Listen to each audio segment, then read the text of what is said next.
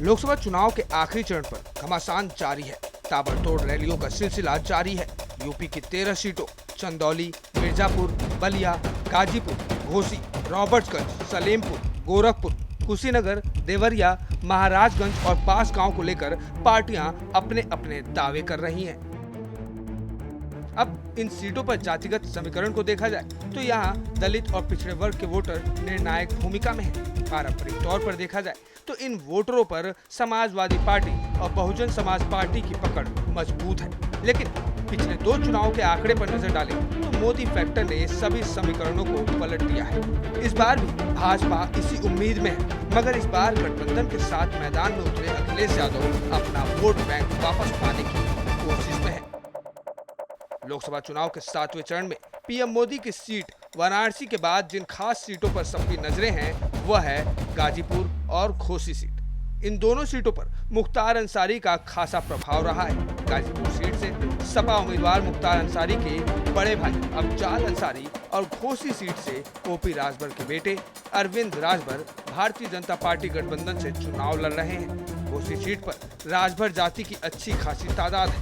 मुख्तार अंसारी घोसी विधानसभा से 5 बार विधायक रह चुके हैं। यहाँ भूमियार भी बड़ी संख्या में रहते हैं। घोसी सीट पर मुस्लिम वोटरों की संख्या 3 लाख और ब्राह्मण, क्षत्रिय, भूमिहार, वैश्य भी 1-1 लाख है। यहाँ से 14 बार भूमिहार नेता चुनाव जीत चुके हैं। गाजीपुर में राजपूत, कुशवाहा, बिंद, वैश्य और मुस्लिम समुदाय की संख्या करीब 2-2 लाख है। यहाँ भाजपा को स्वर्ण जातियों के साथ राजभर जातियों पार्टी के समर्थन की आस है, जबकि अफजाल को अपनी ताकत और भाई मुख्तार अंसारी के प्रति लोगों की सहानुभूति का भरोसा है। उत्तर प्रदेश की वाराणसी लोकसभा सीट देश की वीवीआईपी सीटों में से एक है।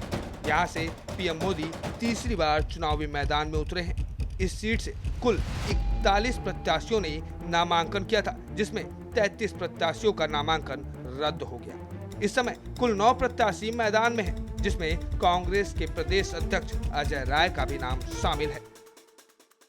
वाराणसी सीट पर 1991 के बाद बीजेपी लगातार जीतती आ रही है। हालांकि 2004 में एक बार कांग्रेस के राजेश कुमार मिश्रा जीते जरूर थे। इस सीट पर सबसे अधिक स्वर्ण वोटर्स का कब्जा है, जिसमें ब्राह्मण, भूमियार और जायसवाल शामिल हैं। इसके अलावा मुस्लिम और ओबीसी भी बड़ी तादाद में यहाँ मौजूद हैं।